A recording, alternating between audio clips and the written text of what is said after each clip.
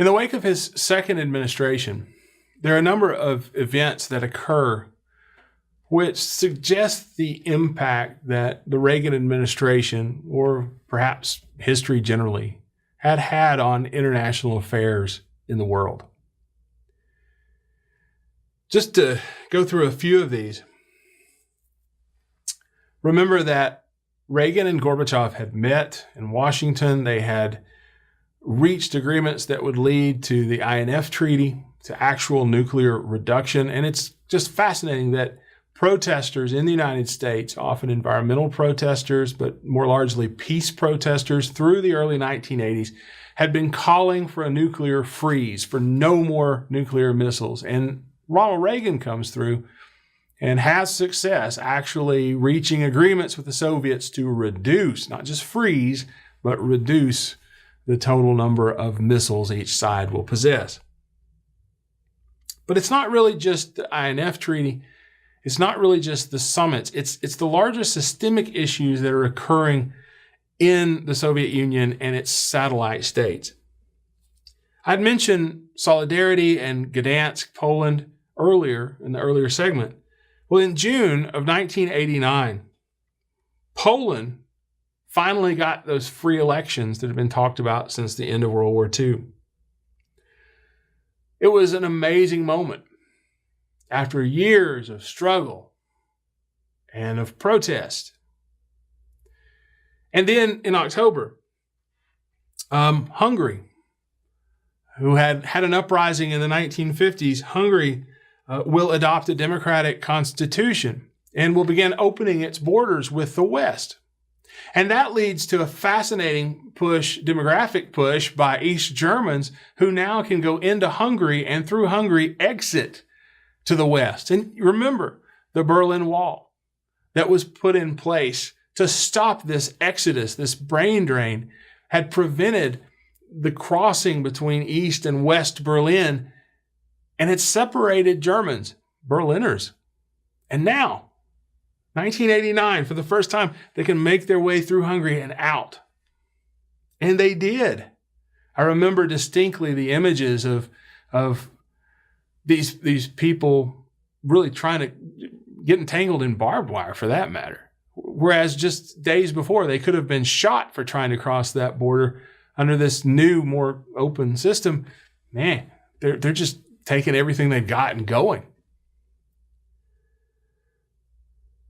With the Berlin Wall no longer really functional, on November the 9th, East German authorities will open the wall. And I can remember very distinctly those images of East Germans, East Berliners, and West Berliners who, again, could not cross, chipping away at the wall, standing on top of the wall. It was just, I really wish I could get across to you. It was an amazing moment. An amazing moment. And you knew it was a historic moment. You knew that in terms of the Cold War, something fundamental had changed by the end of 1989. And what had changed in part was that the Soviet Union, rather than crushing these events and these forces, was simply pulling back its troops.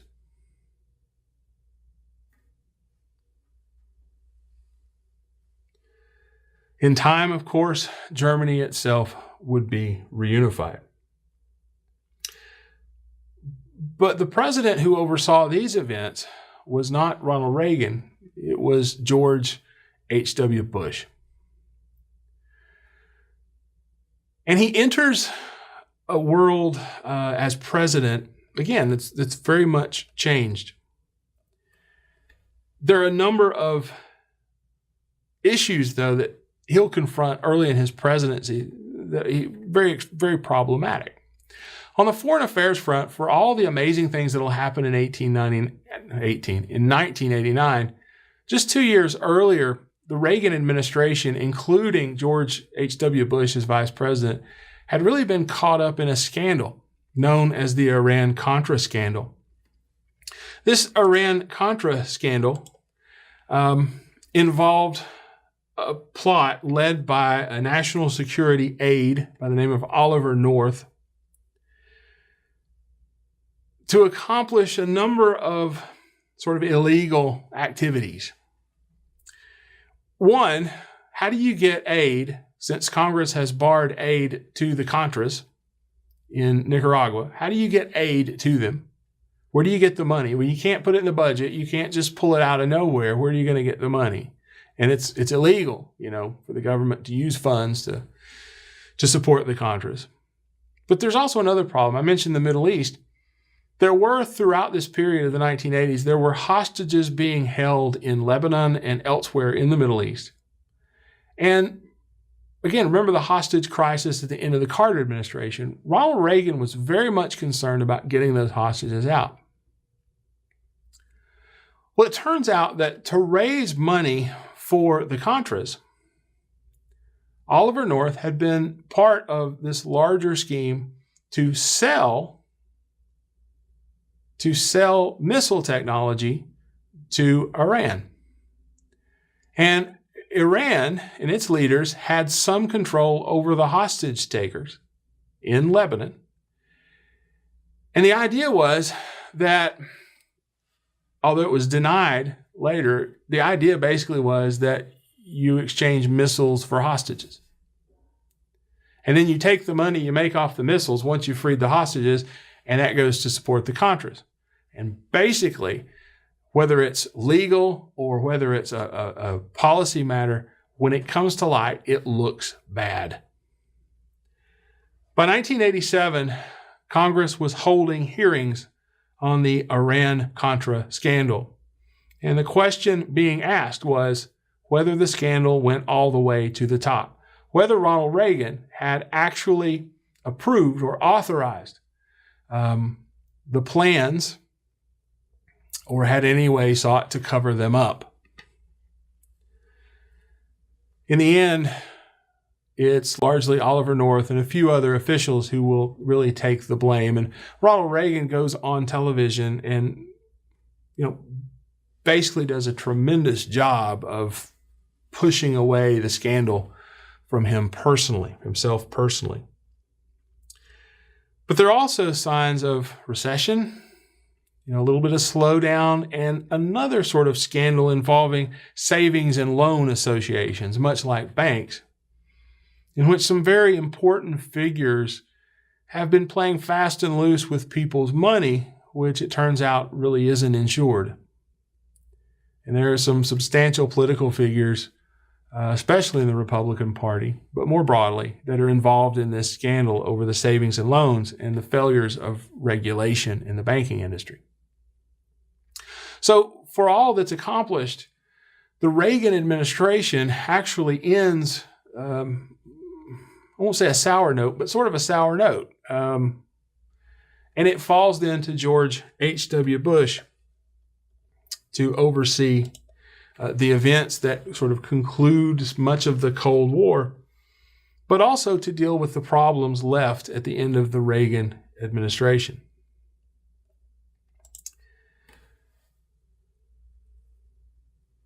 So,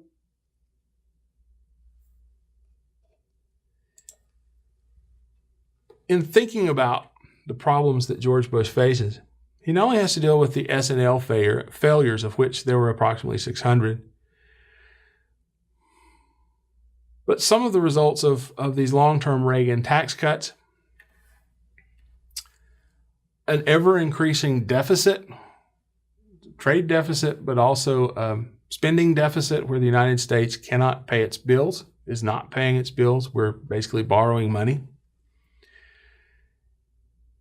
And problems with unemployment and a growing jobless rate. There were old problems too. One of the events that I specifically remember was the beating of Rodney King in Los Angeles, where an African American was stopped, a motorist was stopped and beaten on the side of the interstate by a group of Los Angeles policemen. And it so happened that we were early enough then in this new media and technology that there were people there to actually take pictures. Meanwhile, there was a growing push in terms of feminism. It continued to build as more and more women went into the workforce. 1970, there had been 29 million women in the workforce. By 2000, somewhere around 66 million women in the workforce.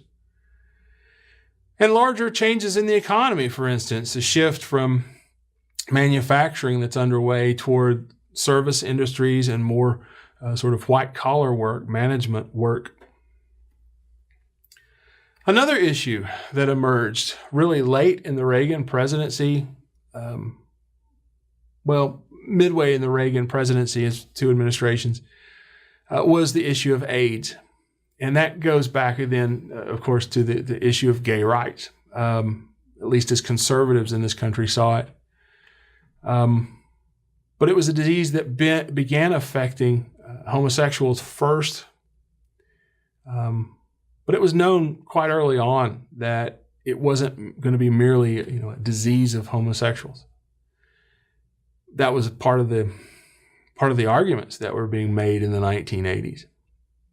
And there was a good bit of fear how one contracted the disease, who could contract the disease. And there were some individuals who showed a decided amount of sort of bravery, I think, in trying to move public opinion towards much more of a sense of sort of compassion for those who were ill. That's a problem that the Reagan administration really fails to confront, fails to recognize. There's that underlying notion, and this is somewhat opinion here, but an underlying notion that AIDS and HIV, the infection that leads to AIDS, is a problem of, for instance, the gay community, when in fact it's becoming increasingly clear over the course of the 1980s that anyone could potentially catch AIDS in a number of different ways. And so it's a huge issue in the 1980s, and one that George H.W. Bush will have to deal with as well. Immigration begins to become an increasingly important issue. Remember that in 1965, the United States government had basically reworked, refashioned its immigration policies, and the result was a lifting of the bans that had existed in terms of where people could originate, a lifting of the bans that had existed since the 1920s. That's going to remake American demographics in some major ways, including an increasingly large Hispanic population in the United States, but also Asian population. And that's, it's one of those factors that's been huge already in the 21st century. The one other thing I want to mention about this before moving on to the next statement, just very quickly, is the passage under George H.W. Bush for all his sort of talk of points of light. He talked about a sort of service to humanity that was very personal and individualized, but not government sponsored, as part of his larger conservative image. One of the, I think, key achievements of that administration is the passage of the Americans with Disabilities Act. It's one more sort of facet of this larger expansion of rights, but the idea was that Americans with actual disabilities should not be denied their basic rights as citizens because of those disabilities, and that access was something that was incumbent upon society to provide, to ensure that access was given, was maintained for all American citizens. And that was, I think, an important piece of legislation under George H.W. Bush. I'm going to stop right here, and I'm going to pick up with the final bit of this lecture in the last segment.